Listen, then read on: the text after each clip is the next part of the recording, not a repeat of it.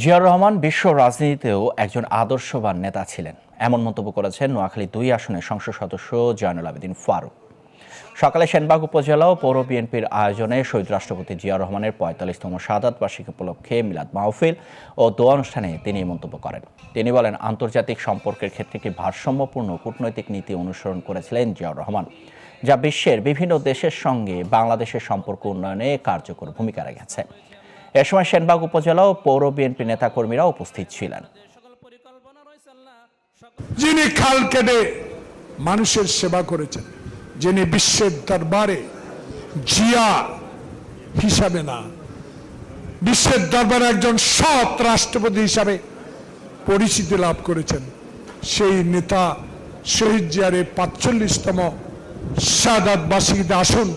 আল্লাহ পাকের কাছে দোয়া করে, আল্লাহ এই নেতাকে যারা ষড়যন্ত্র করে চট্টগ্রাম সার্কিট হাউসে হত্যা করেছে, আল্লাহ তাদের বিচার করো।